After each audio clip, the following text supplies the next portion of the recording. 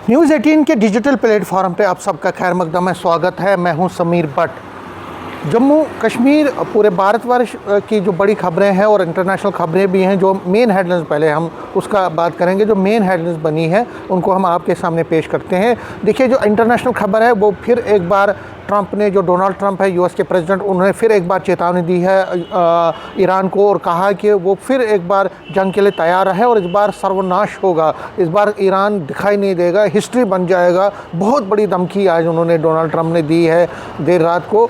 ये खबर जो है मेन हेडलाइन बनी है हर जगह पे, और जम्मू कश्मीर की जितने न्यूज़पेपर्स हैं उन्होंने भी इसको छापा है कि जिस तरह से तनातनी जो है मिडिल ईस्ट में फिर बढ़ रही है, और उससे क्या हो गया है कि जो पेट्रोल और जो फ्यूल प्राइसेस हैं वो दोबारा से बढ़ गए हैं।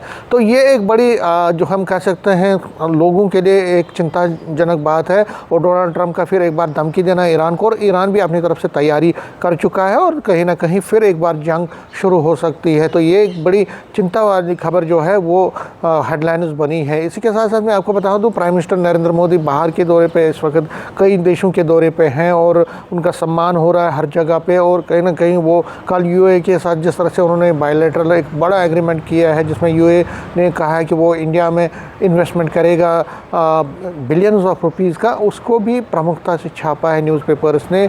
इसके साथ साथ अगर हम इन भारतवर्ष की बात करें तो देखिए, भारतवर्ष में भी इस वक्त जो है फ्यूल प्राइसेस बढ़ने के बाद लोगों की चिंताएं बढ़ी हैं, लोगों में कंसर्न बढ़ा है कि क्योंकि महंगाई जो है दिन ब दिन बढ़ ही रही है, तो वो एक चिंता का विषय बना हुआ है लोगों के लिए। इसके साथ साथ मैं आपको बता दूं, अगर हम जम्मू कश्मीर की बात करें तो कल एलजी मनोज सिन्हा ने फिर लोगों से कहा है कि वो जो एक इस वक्त सेंसस चल रहा है, उसका प्रोसेस शुरू हुआ है, पॉपुलेशन कितनी है, कहाँ पे, उसका पूरा डाटा फिक्स। तो उन्होंने कहा है लोगों से कि वो अपना पूरा ब्यौरा जो है लोगों को दे, जो कंसर्न ऑफिशियल्स हैं उनको दे, और इस प्रोसेस को कामयाब बनाने के लिए अपना ताउन दे। तो इसको भी मेन हेडलाइंस बनाए हैं न्यूज़पेपर्स ने। इसके साथ साथ जो अब्दुल रहीम राथर है स्पीकर, उन्होंने उस बात को खारिज कर दिया है जिसमें एलिगेशन बीजेपी की तरफ से लगाई जा रही है कि जो हाउस कमेटीज़ बनी है उसमें बीजेपी को एडिक्वेट रिप्रेजेंटेशन नहीं मिली। तो अब्दुल रहीम राथर का कहना है कि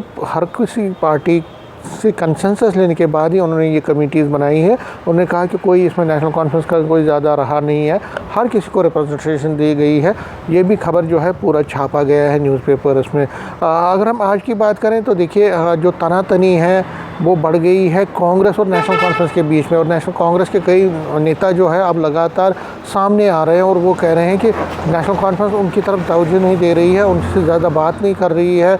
और जिस तरह के हालात बने हैं उससे लगता है कि नेशनल कॉन्फ्रेंस जो है कांग्रेस को ख़त्म करने पे तुली हुई है। तो वो चाहते हैं कि नेशनल कॉन्फ्रेंस के साथ जो अलायंस है पार्टी का, आउटडोर जो आउटसाइड सपोर्ट है दे रही है नेशनल कॉन्फ्रेंस को कांग्रेस, वो रिव्यू की जाए, उसको ख़त्म किया जाए। तो ये इस पर आज हमारी नज़र रहेगी। इसके साथ साथ मैं आपको बता दूं, जो ई बसेस का चलन है, ई बसेस में जो रश है वो बढ़ गया है, क्योंकि अब लोग जो है व्हीकल्स का इस्तेमाल कम कर रहे हैं। फ्यूल क्राइसिस की वजह से जो प्राइम मिनिस्टर ने कॉल भी दिया, उसके बाद अब लोग ज़्यादातर मुड़ रहे हैं ई बसेस की तरफ, और ई बसेस में ही ज़्यादातर लोग सफ़र कर रहे हैं। इस पर भी आज हमारी नज़र रहेगी। इसके साथ साथ बहुत सारी जो डिस्ट्रिक्ट्स में बहुत सारी अपने अपने मसाइल और मसले हैं जो लोगों को दरपेश होते हैं। कहीं बिजली का संकट है, जैसे सांबा में बिजली का संकट है, केरोसिन का संकट, एलपीजी का संकट किश्तवाड़ डोडा में है।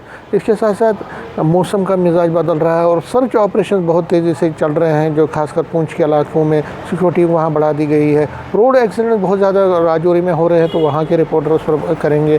जम्मू में जितनी भी डेवलपमेंट्स होती हैं, चाहे वो